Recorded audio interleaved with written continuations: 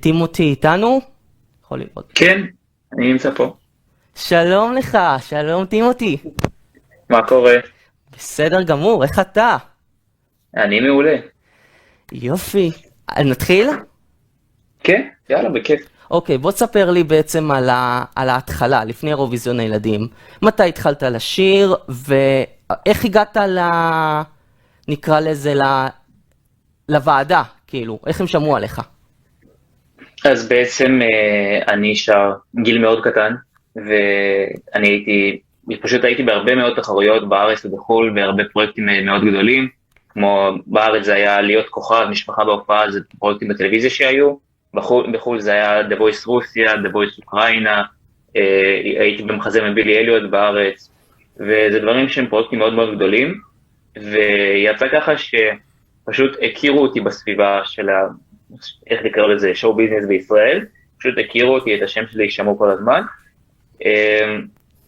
ויצא ככה שפשוט הזמינו אותי, אני גם אספר שבאותה שנה, זה 2016, זו השנה שהייתה הכי מפוצצת מבחינת תופעות, היה לי קרוב ל-150 הופעות באותה שנה, היה לי את המחזמר בילי אליוט, היה לי את The Voice אוקראינה, היה לי הרבה טיסות לחו"ל באותה שנה, ובזמן שהיה לי את כל העומס, בזמן שהיה לי את כל החוזים והכל, פתאום אני רואה בפייסבוק, בהודעות הספאם שלי, הודעה של אנחנו רוצים להזמין אותך להשתתף באודישן לאירוויזיון. אוקיי. עכשיו, זה תמיד היה החלום שלי להיכנס לאירוויזיון, באמת לייצג את ישראל, ופשוט בארץ כל פעם שרצינו, אז היה שם דיבורים על סכומים די גדולים והכל כדי לייצג, ולא היה באמת אודישנים, ולא היה באמת מטעם הפקה כלשהי, זה פשוט אם אתה רוצה להשתתף, אז תשתתף, אבל בשביל זה צריך באמת סכום מסוים. ועד אז זה היה רק קיצייל שהצגו, ובאמת לא היה שום דבר אחר. ואני אמר, וזה גם היה השנה האחרונה שאני יכלתי להשתתף, זה הייתי בן 13, אז כאילו גיל 14 בעקרון האירוויזיון. אז אמרתי, זהו, זו השנה האחרונה שיש לי, והאודישנים היו בערך בספטמבר, אם אני לא טועה, בערך בספטמבר, ובערך באוגוסט אמרתי, טוב, אני כנראה לא אייצג את ישראל באירוויזיון ילדים, אז רק לאירוויזיון של הבוגרים אני אלך. ואז יצא ככה שקיבלתי הודעה בפייסבוק, בספאם ראיתי, אנחנו מזמינים אותך לאודישנים, ובאמת הגעתי לאודישנים של האירוויזיון. אוקיי. וככה זה ככה. לפני שאנחנו מתחילים, אמרת The Voice Kids אוקראינה ורוסיה, נכון?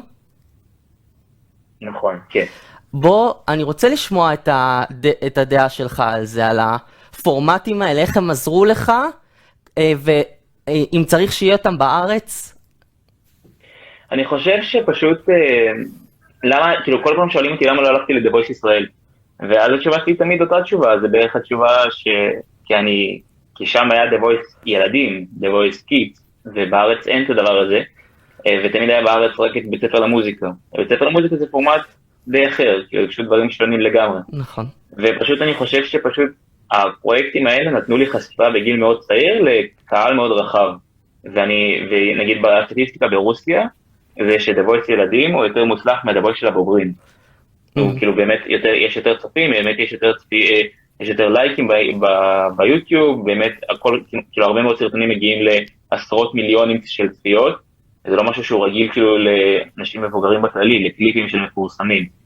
אז אני חושב שה-The Voice נתן לי באמת חשיפה לקהל רחב, בגיל מאוד צעיר.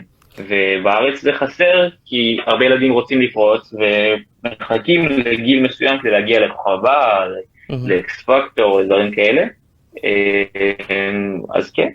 אז חבל שאין פרויקטים באמת שממש נותנים את האופציה להראות את עצמך לקהל רחב, למרות שעכשיו זה גם יש את כל הטיק טוק ואת כל הרשתות החברתיות שכל אחד יכול באמת לעצמו לתת את החשיפה, אבל זה גם שחסר, נראה לי. לחלוטין. אני מאוד אשמח ליום שבו יהיה The Voice ילדים בארץ גם. הילדים הישראלים כל כך מוכשרים שצריך לתת להם את הבמה הזאת בפריים טיים וגם תחרותית. זה נכון, זה נכון. אוקיי, עכשיו בוא תספר לי קצת על האודישנים, כמה אנשים היו שם, אם בעצם ראית עוד אנשים, איפה זה היה, מה בעצם קרה? אז זהו, אז האודישנים זה באמת, כמו שאמרת בעצמך, זה הדבר הכי מסתורי שהיה בין כל האירוויזיונים, כי זה לא היה באמת שום פרסום באינטרנט, לא היה שום דבר כזה, לא דיברו עם שום סוכנות, שום מלהקים, לא דיברו עם אף אחד. באמת ההפקה עצמה חיפשה ילדים בעצמה, לא היה שום דבר אחר. ובעצם הזמינו אותי לאודישנים להיכל התרבות פתח תקווה. עכשיו, לא בהיכל התרבות פתח תקווה לאולם, האודישנים היו במשרדים של היכל התרבות פתח תקווה. וואו.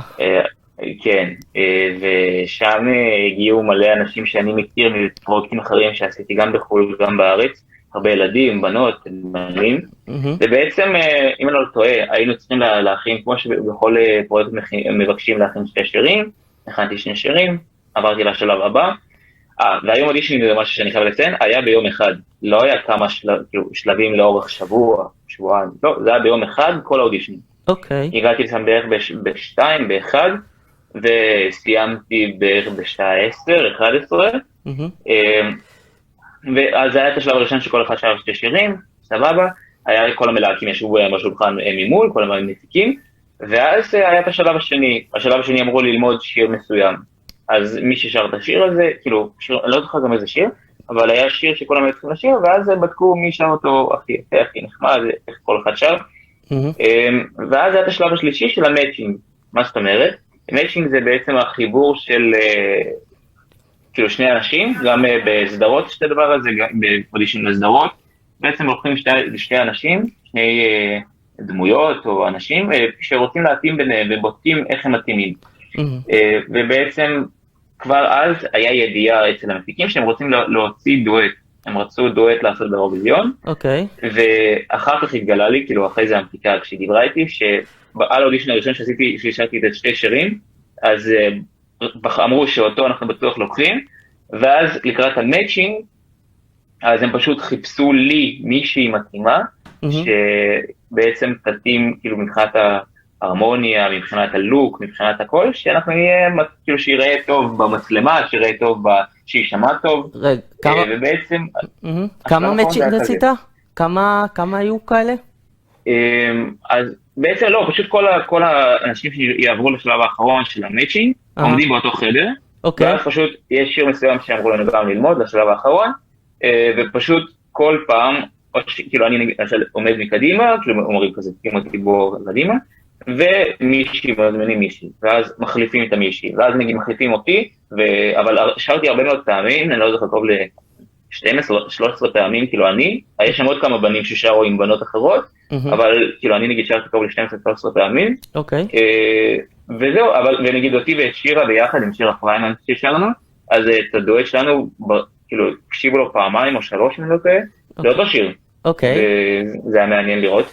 וזהו, ואז בעצם באותו היום גם היה שידור של The Voice אוקראינה, כאילו פשוט בערוץ האוקראיני היה את השידור, ואני עומד ומחכה לתשובות, אנחנו כולם כאילו חיכו לתשובות בחוץ לזה, והיה להם את הדיון הזה של מי ייצג, מי הכל, ואז אומרים לנו כזה, ואני בטלפון מחכה לראות את השידור שלי באירוויזיון, ב-The Voice אוקראינה, ואז אמרו לנו, טוב, לכו הביתה, עדיין לא קיבלנו תשובה, אנחנו היום נעדכן אתכם, ונסענו הביתה, ואני כל הזמן הזה צופה באירוויזיון, ופתאום באמצע האלון, אני נוסע עם אמא שלי מסיעה אותי, פתאום באמצע האלון, כזה אני רואה, הנה זה אני, אנחנו עושים בצד של האלון, ואני ואמא שלי צופים בשידור שלי ב-The Voice, אנחנו מגיעים הביתה, את הרגע שהגענו הביתה, אז מתקשרים אליי המפיקים, טלפון אמא שלי, והם מודיעים לי, אתה מייצג את ישראל באירוויזיון. זה היה ממש ככה. וואו. ככה. אותו יום זה יפה, שהם החליטו. זהו, שזה מאוד מהר, אבל מה שכן, שהיה לנו כבר לא הרבה זמן, היה לנו אם אני טועה 1.5 חודש להכין את השיר, את הקליפ, את כל ההכנות, לעשות יח"צ, שזה גם לוקח זמן, ופשוט ב1.5 חודש אנחנו התכוננו לאירוויזיון.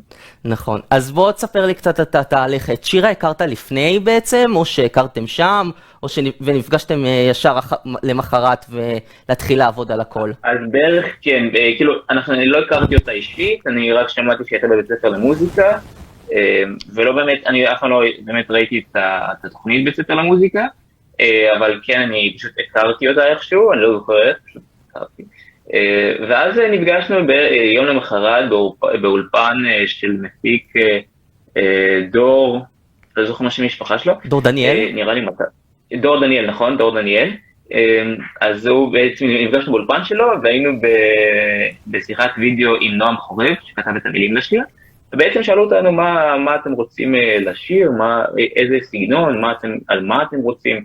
ובעצם זה היה היום ראשון שנפגשנו, ובאמת דיברנו קצת, וככה, וכשהיה את השיחה, בהתחלה היה שיחה על שיהיה שיר קצבי והכל, ואז שירה אמרה שהיא פחות מתחברת, היא רוצה שיהיה משהו לירי, ואז המפיקה ממש התלהבה מהשיחה על follow my heart, כאילו שיהיה תלכו לפי הלב, לפי מה שהלב רוצה, ולא לפי מה שאנשים אחרים אומרים.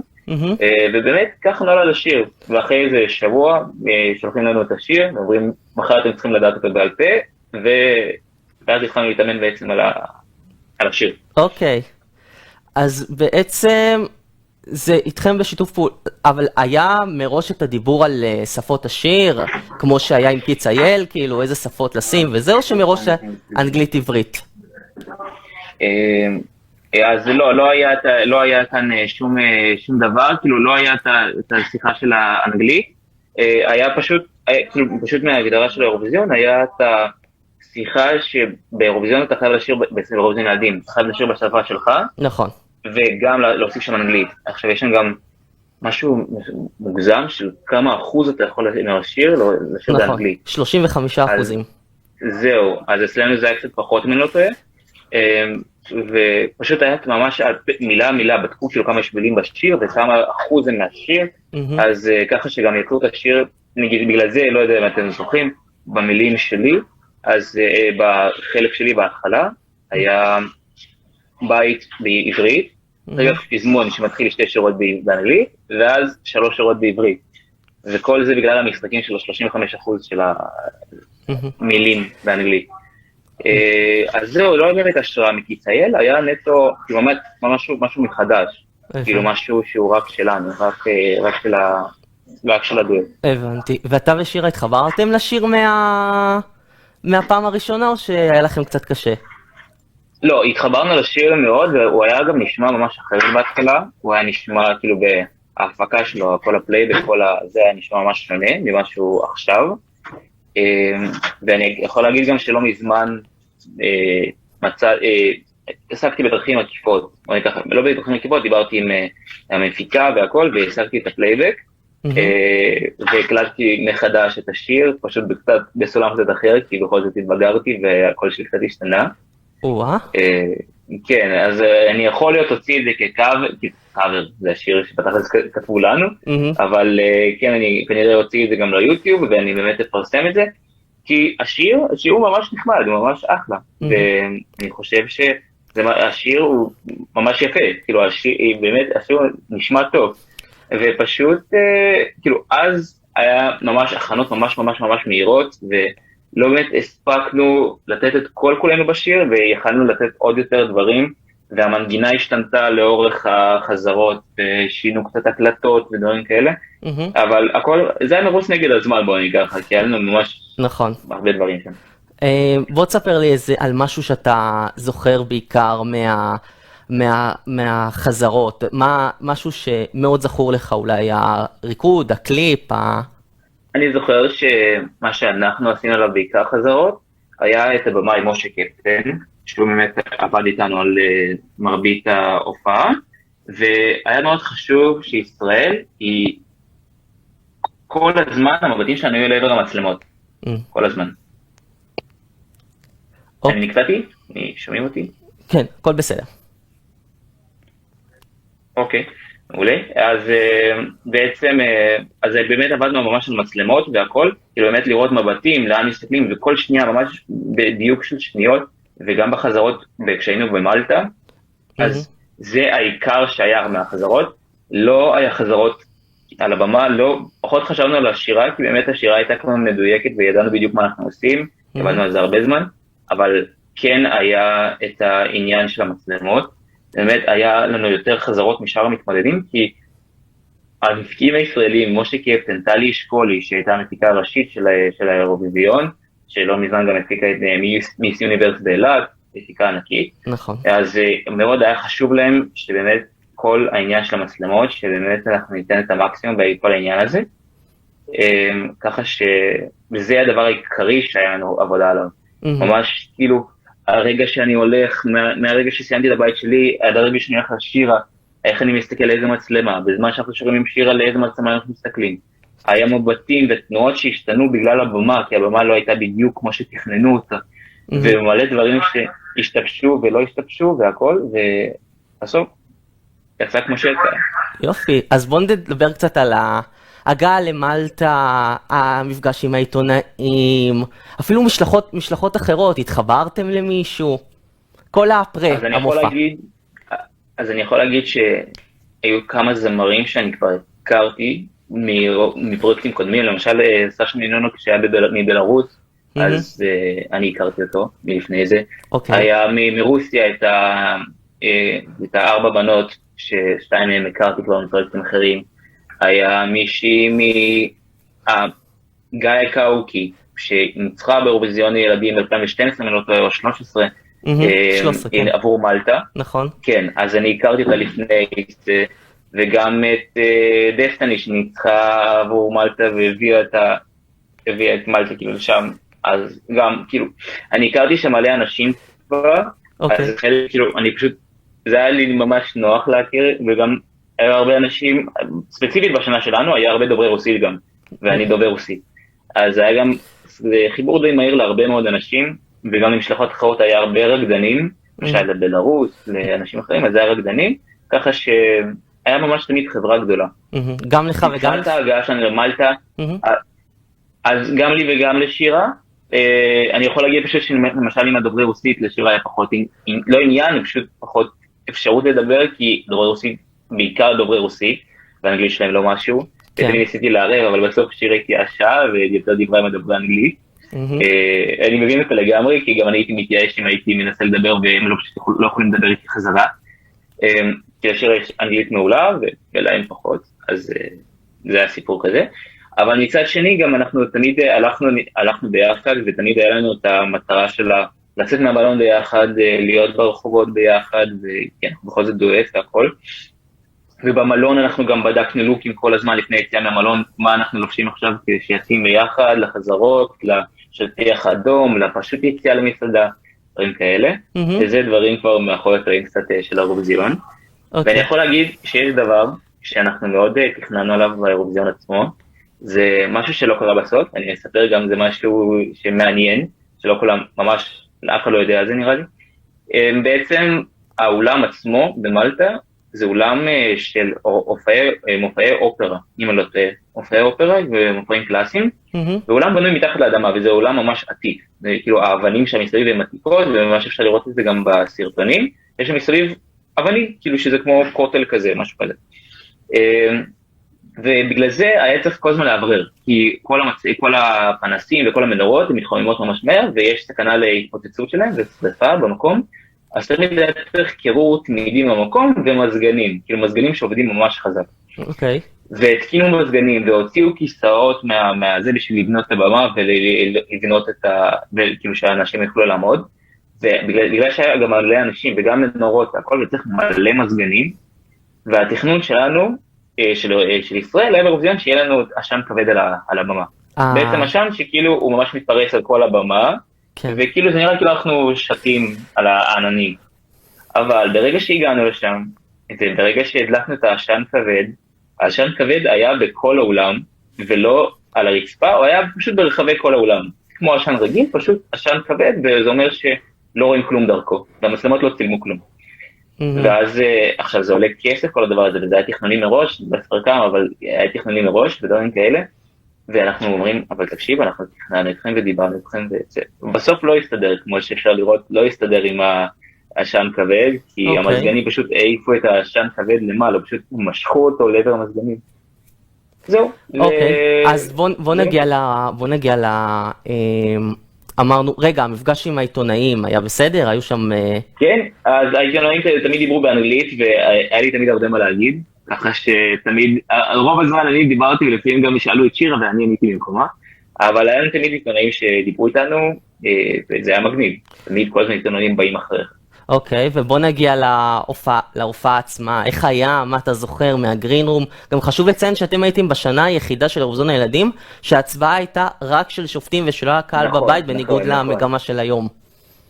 אז זהו, אז אנחנו באמת השנה היחידה שזה קרה, ואני עד עכשיו לא מבין למה, אין לי מושג למה זה קרה ככה, אבל היה הרבה סיפורים, למשל שבזמן שהיינו בגרין רום, אז היה הרבה קריאות אנטישמיות לישראל, כשהייתה הצבעה, כשישבנו בגרין רום, כשהייתה הצבעה כבר של הנקודות, אז שישראל נתן נקודה אחת למלטה, זה היה גם הרבה קריאות בוז ודברים כאלה, כאילו לישראל, היה הרבה סיפורים, כאילו דברים כאלה, אבל מצד שני היה גם דברים ממש מעניינים ומרתקים, כמו למשל ההופעה עצמה, שאנחנו עמדנו על הבמה ותמיד הריעו לנו בגלל שאנחנו, היה את הקריאות בוז מנגד, אז תמיד הריעו לנו על הבמה עצמה, ותמיד כל המפיקים ממש אהבו את ישראל, כי תמיד עשינו איתם צחוקים, ותמיד המפיקים שלנו עשו בלגן על האיסטור, פשוט עשינו תמיד הרבה דברים, היינו צריכים לוודא את כל הדברים, והמפיקים פשוט לא רגילים לדבר כזה,